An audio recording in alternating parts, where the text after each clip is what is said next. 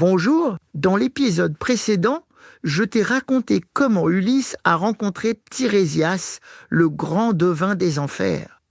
Il lui a révélé la prophétie qui guidera son retour, les dangers de la route, la colère de Poséidon et l'avertissement sur les troupeaux d'Hélios. Épisode 21, les ombres du passé. Une fois Tirésias disparu dans la brume, Ulysse reste près de la fosse. Il sait que d'autres esprits peuvent lui apporter des nouvelles précieuses. Autour de lui, les ombres continuent de tournoyer, de voler, attirées par le sang du sacrifice. Soudain, Ulysse aperçoit une silhouette qui lui serre le cœur.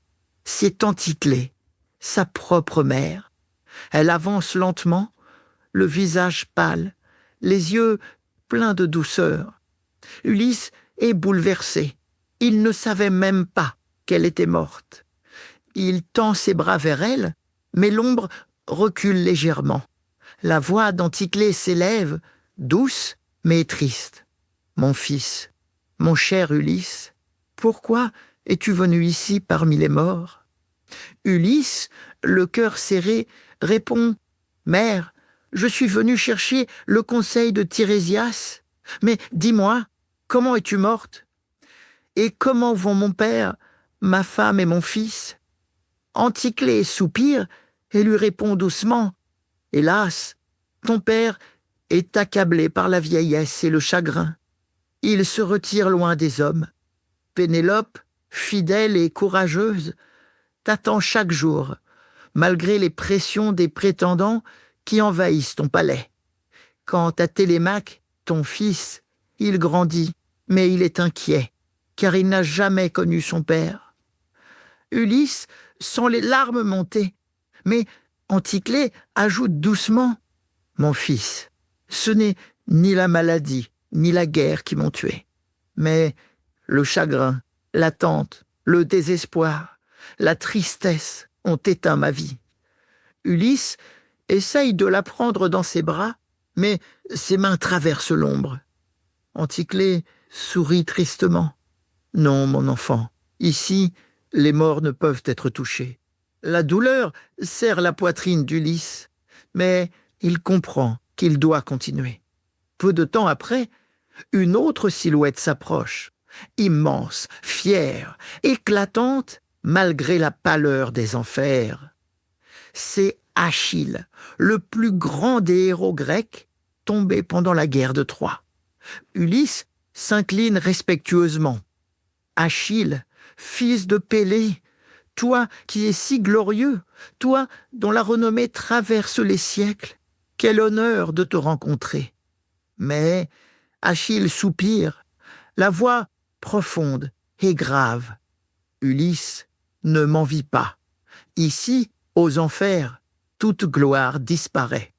Je préférerais être un simple paysan vivant, même le plus pauvre des hommes, plutôt que d'être un roi parmi les morts. » Ces mots frappent Ulysse en plein cœur.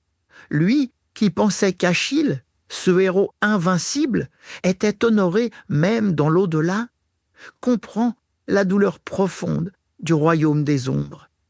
Achille demande alors des nouvelles. « Ulysse, parle-moi de mon fils, Néoptolème. Comment s'est-il comporté à Troie après ma mort ?»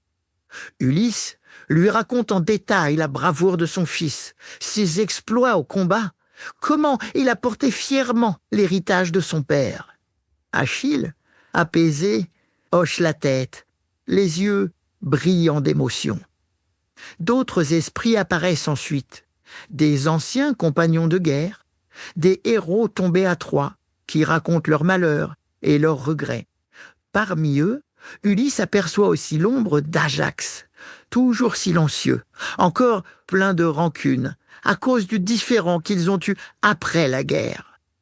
Ulysse tente de lui parler, mais Ajax refuse de répondre, s'éloignant lentement dans la brume. Ulysse reste encore un moment, écoutant ces voix du passé, puis il sent que le temps est venu de partir. Il jette un dernier regard vers les ombres. le cœur lourd d'émotions. Mais la mer les attend, et le monde des vivants, lui aussi.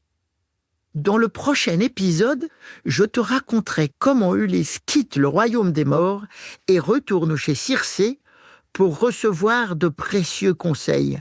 Alors, abonne-toi vite au podcast Il était une fois pour ne rater aucun épisode.